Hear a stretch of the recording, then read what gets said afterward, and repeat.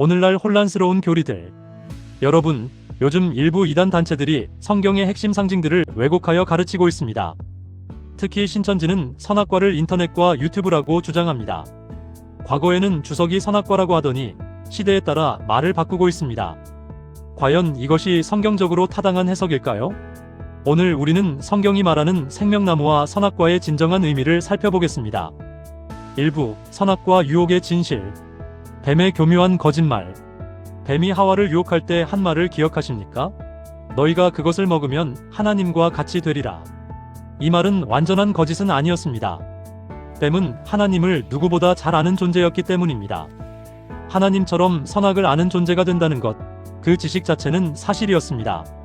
하지만 뱀은 교묘하게 핵심을 숨겼습니다.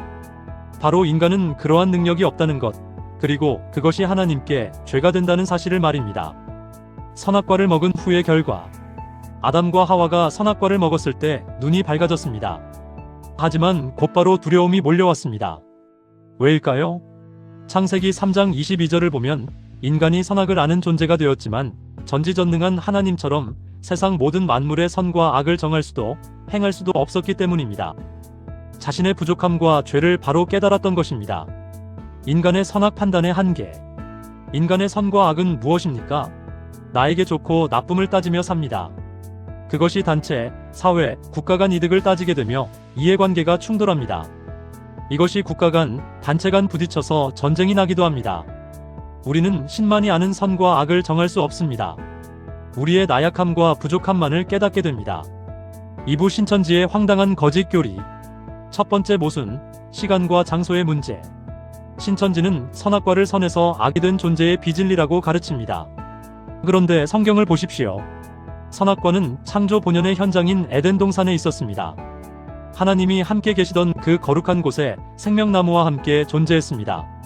신천지 주장대로 선악과가 비진리라면 이미 뱀이 비진리로 미혹하고 있는데 그곳에 무슨 열매가 또 따로 있었다는 말입니까? 뱀조차 모르는 또 다른 유튜브 열매가 낙원에 존재했단 말입니까?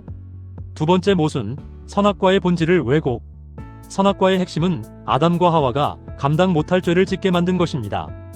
창세기 3장 22절을 보면 선악과를 먹은 인간은 하나님처럼 선악을 판단하는 존재가 되었습니다.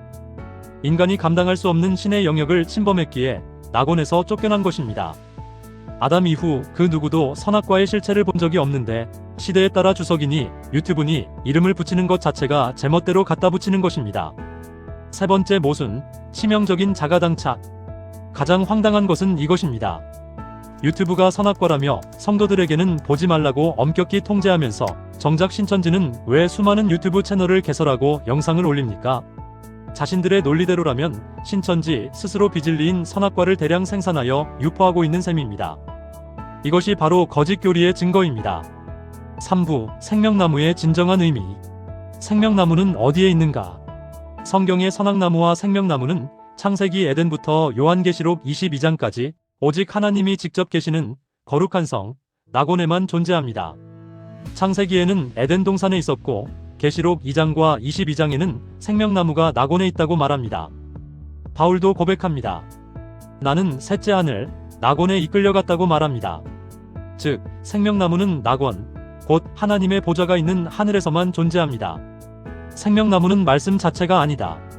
많은 교주들이 잠언 3장 18절이나 요한복음 6장 63절을 왜곡합니다. 자신이 계시받았다고 주장하고 자기 말이 생명나무 열매라고 주장합니다. 하지만 잠언 3장 18절의 지혜를 생명나무라 했다는 것은 하나님의 뜻을 아는 자가 영생의 길을 안다는 의미입니다. 지혜가 생명나무이지 사람 자체가 생명나무라는 해석은 거짓입니다. 요한복음 6장 63절에 내가 너희에게 이른 말은 영이요 생명이라는 말씀은 예수님의 십자가 복음을 믿고 받아들이면 부활을 통해 영생에 이른다는 의미입니다. 말을 듣기만 하면 영생한다는 뜻이 아닙니다. 생명나무 실과는 실체적 열매다. 생명나무 실과는 말씀 자체가 아닙니다. 죄 지은 아담이 영생하지 못하도록 불검으로 막으신 것이 그 증거입니다. 생명나무 열매를 먹으면 생명이 바뀌는 실체적 열매지 교리가 아닙니다. 하나님이 아담에게 직접 명령하고 계시는데 생명나무 열매가 진리라는 것 자체가 말이 안 됩니다. 게다가 아담이 쫓겨난 후에도 하나님은 아담의 후손들과 소통하셨습니다. 이것이 바로 열매와 진리가 다르다는 증거입니다. 생명 열매는 교주의 교리, 선악과는 유튜브라는 것은 전부 교리 왜곡입니다. 여러분, 여기서 중요한 질문을 던져봅시다.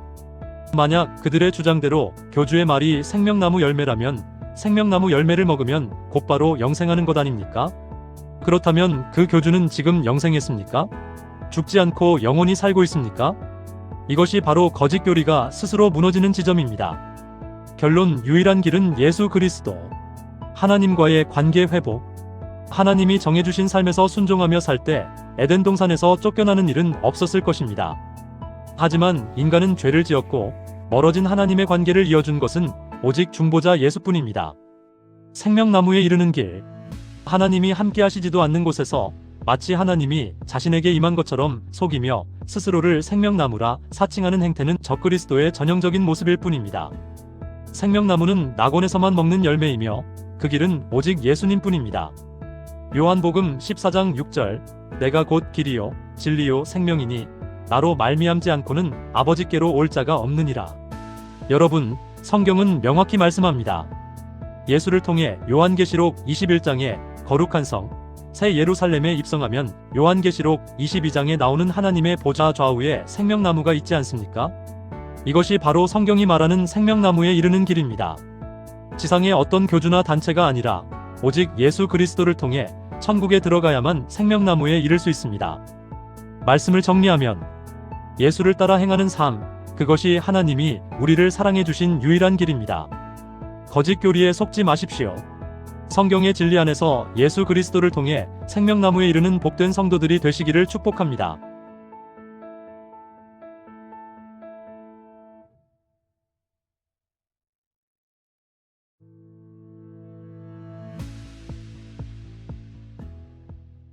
도움이 되셨다면 구독과 좋아요로 복음 전파에 함께 해주세요.